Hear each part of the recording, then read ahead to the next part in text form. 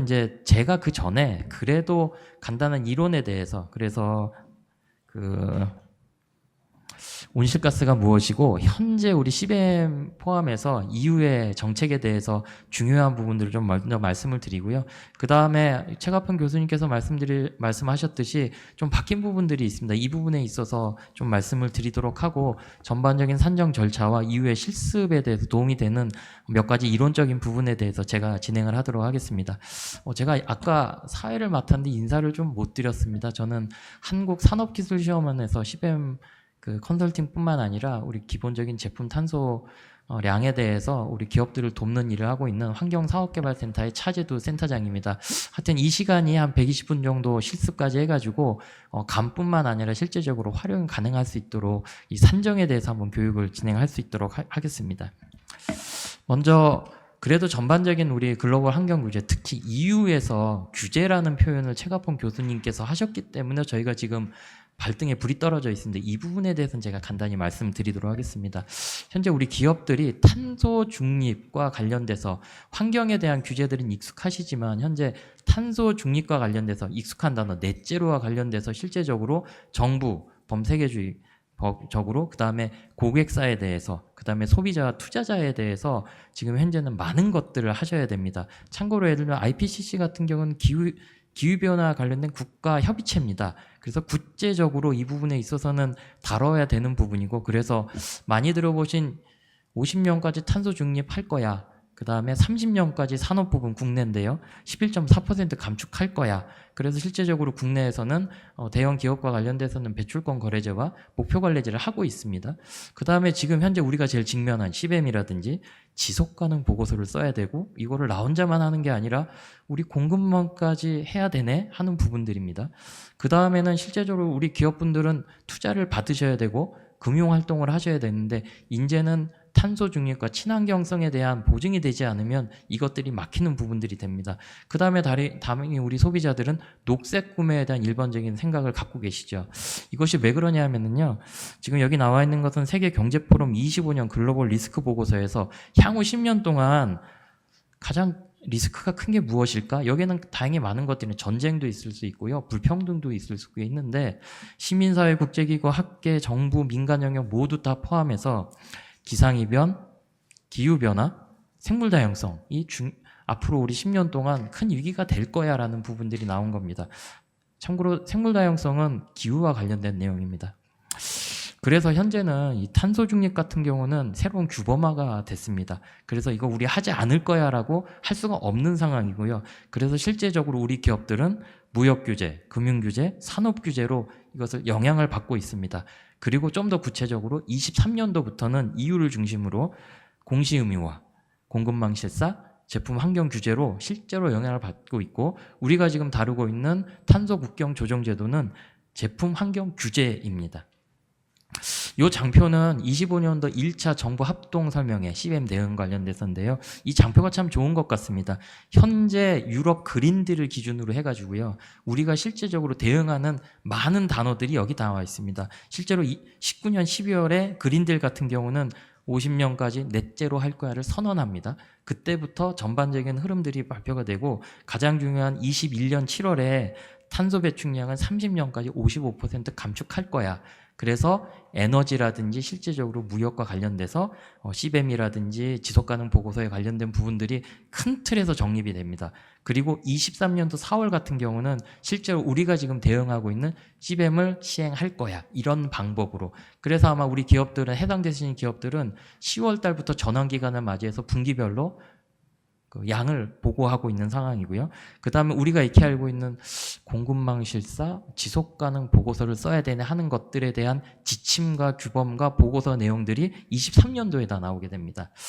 그 다음에 올해 2월 달에는요, 옴니버스 패키지라고요. 지금 EU의 기후변화 정책과 관련 구체적인 지침과 규제와 제도들에 있어서 우리 기업들이 실제적으로 좀 더 편하게 보고하고 그 다음에 이렇게 모니터링 해보니 이거 너무 규제하는 거 아니야 해서 실제적으로 기업들이 보고하고 또한 이행하는 데서 좀 규제하는 부분들이 나왔습니다. 이 부분에 대해서 CBM에 대해서 내용이 제법 있거든요. 이 부분 뒤에서 좀 말씀드리도록 하겠습니다. 우리가 다루고 있는 게요. 그 탄소 중립과 관련돼서 온실가스를 다루지 않을 수가 없습니다. 그래서 먼저 국내 기후변화 대응 위기를 위한 탄소 중립 녹색 성장 기본법에는 온실가스에 대해서 명문화가 되어 있습니다. 적외선 복사열을 흡수하거나 재방출하여 온실 효과를 유발하는 대기 중에 가스 상태의 물질이라고 되어 있고요. 실제적으로 온실가스는 이산화탄소만 있는 것이 아닙니다. 이산화탄소, 메탄, 아산화질소, 수소불화탄소, 과불화탄소, 육불화황 이렇게 현재 국내에선 6가지로 지정이 되어 있고요. 실제로 우리 CBAM 대상은 3가지입니다. CO2, 이산화탄소와 아산화질소, 그다음에 과불화탄소입니다.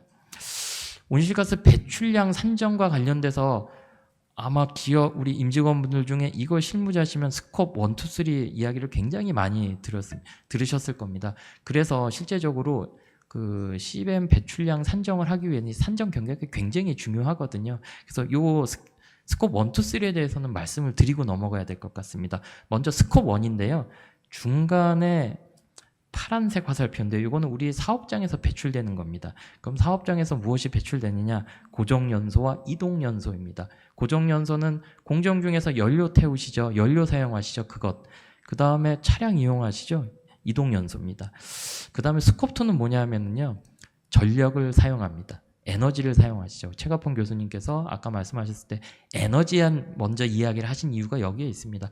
에너지를 생산하고 사용하는 데는 온실가스가 배출이 되게 돼 있습니다. 그래서 이것들이 스콥2 영역이고요. 그 다음에 최근에는 스콥3 영역입니다. 이건 뭐냐면요. 제품을 생산하시고 생산활동을 하시기 전에 원료를 쓰시지요.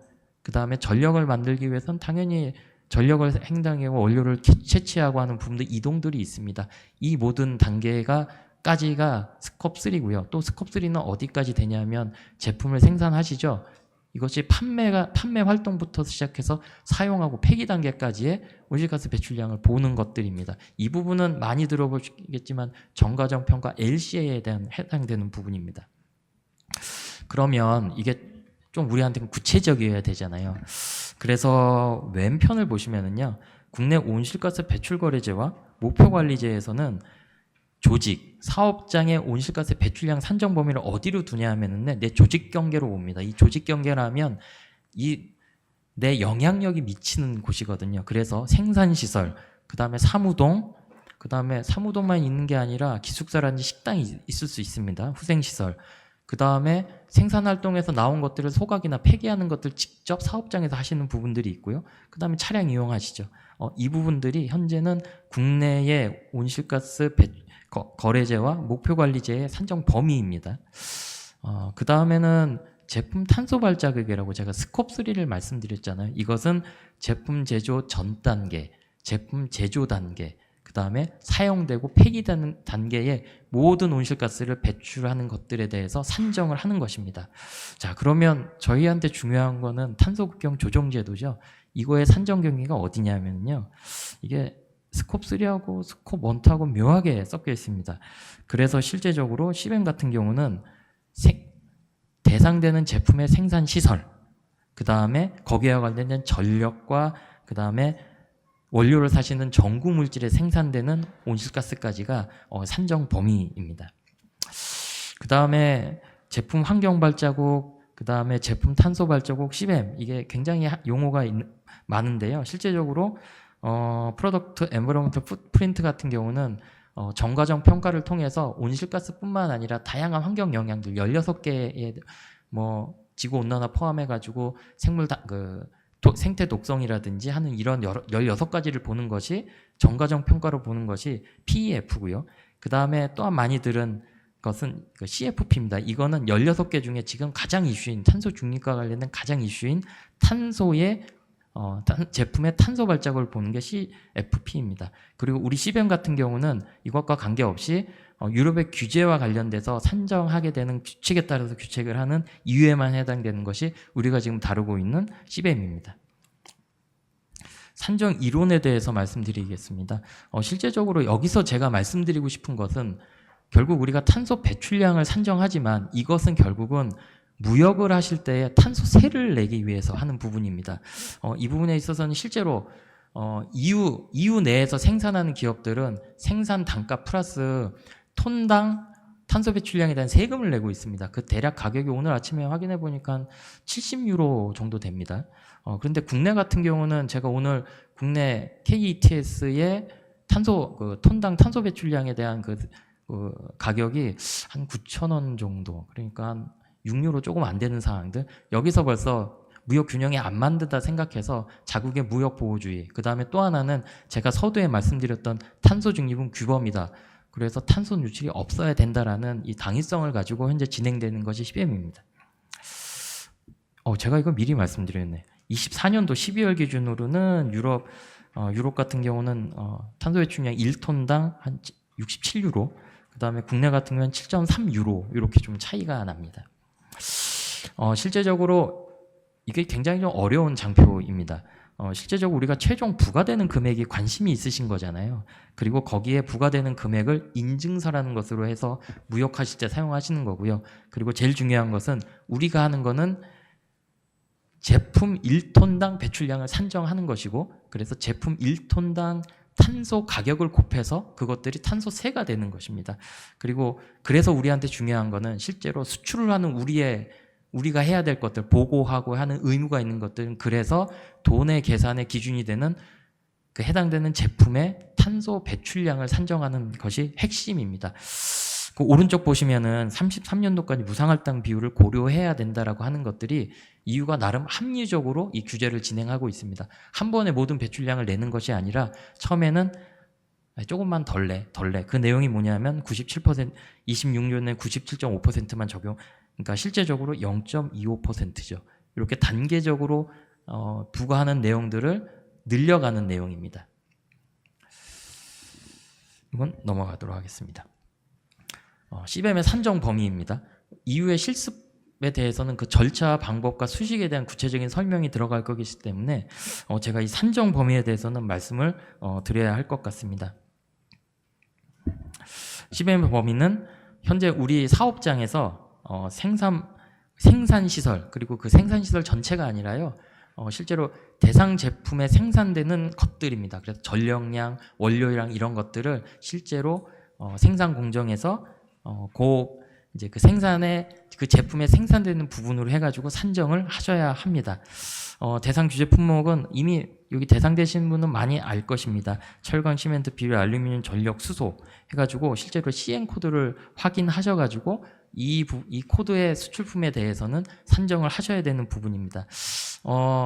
실제적으로 양이 바뀌고 품목이 변할 수가 있습니다. 이 부분에 있어서는 현재는 그 EU CBAM에 저희가 주기적으로 배출량을 보고하고 있는 부분들로 인해서 실제적으로는 작년 같은 경우는 유기화학 쪽하고 플라스틱 쪽은 곧 품목이 추가가 될 것이다라는 전망이 있었지만, 현재는 그건 좀 지켜봐야 되겠지만, 실제로 유럽에서, EU에서 탄소 배출량이 많은 생산 품목에 대해서는 실제적으로 추가될 수 있는 확률이 여지가 있습니다. 최근 동향인데요. 아까 제가 그 EU의 그 탄소 중립 정책의 주요 지침과 규제 사항들이 여러 가지가 있습니다. 그래서 EU CBAM 같은 경우, 우리가 현재 CBAM 같은 경우는 보고의 의무를 간소화하고 규제를 완화하는 쪽으로 이 부분들이 올해 2월 달에 발표가 됐는데, 이 부분에 대해서는 그래도 제가 조금 말씀을 드려야 될 것 같습니다.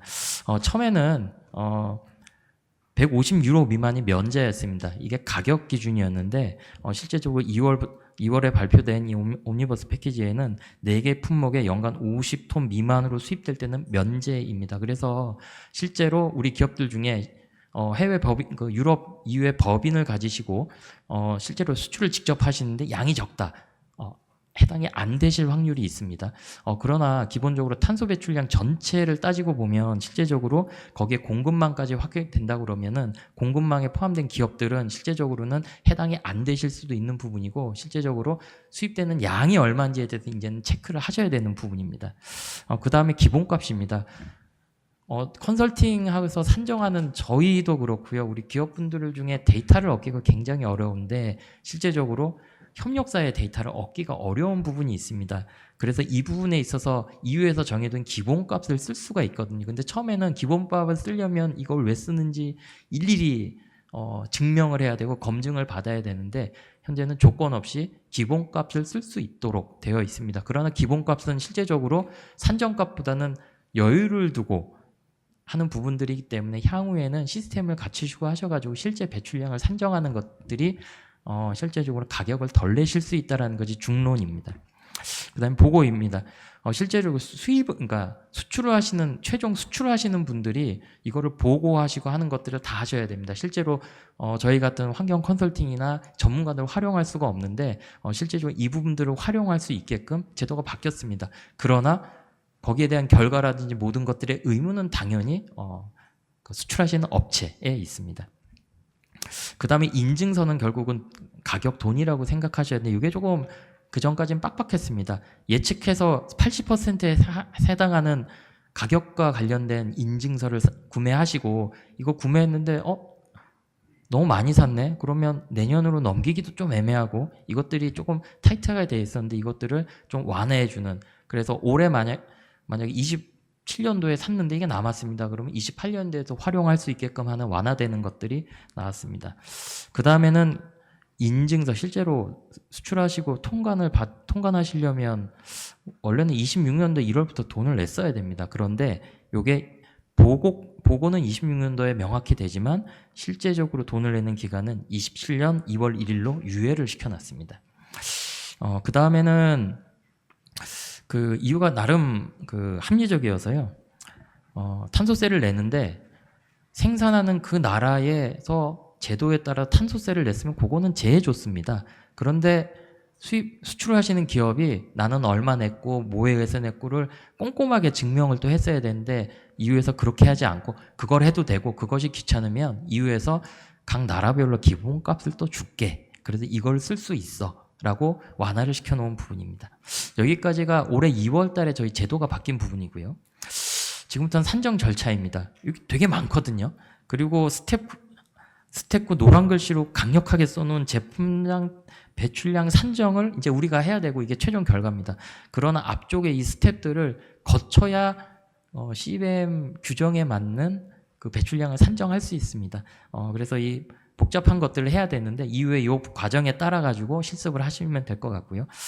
요 실습 과정에서 그리고 이미 우리 기업들이 정부 합동 설명회에서 굉장히 많이 들으셨는데 용어가 굉장히 어렵습니다. 직접 배출도 있고 간접 배출도 있는데 귀속은 또 뭐고 내재는 뭐야? 하는 부분들 제가 좀 표로 넣어놨고 지금 시간이 좀 애매해가지고 제가 말씀드리고 싶은 부분은 우리 제품들이 단순하지가 않습니다. 제품이 단순하다 하면은 이 제도에서는 내 생산 공정의 배출량만 하고 거기에 생산량을 나눠가지고 톤당 얼마의 탄소 배출량이 나와를 해야 되지만 실제로 우리 기업이 제품을 생산해 수출되는 제품을 하는 데 있어서는 협력사도 있으시고요. 가공도 외주 가공 나갔다 하시는 부분들이 있습니다. 이것을 다 꼼꼼히 체크하셔가지고 산정해야 되는 부분이고 그것들을 좀 굉장히 어렵지만은 이것들을 뭐 직접 배출량, 내재 배출량, 간접 배출량, 전구물질, 원료와 관련된 배출량에 대한 많은 부분들이 있습니다. 이 부분들은 실습하시면서 좀 설명을 구체적으로 드릴 수 있도록 하겠습니다.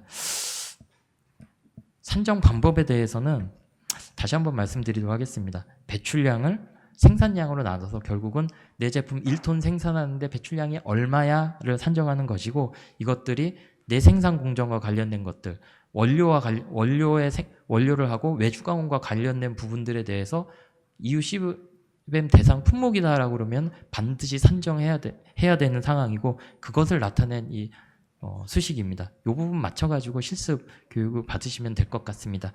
제가 이론 설명으로 해서 큰 틀에서 좀 말씀을 드렸고요. 지금 바로 실습 교육을 좀 시행하도록 하겠습니다.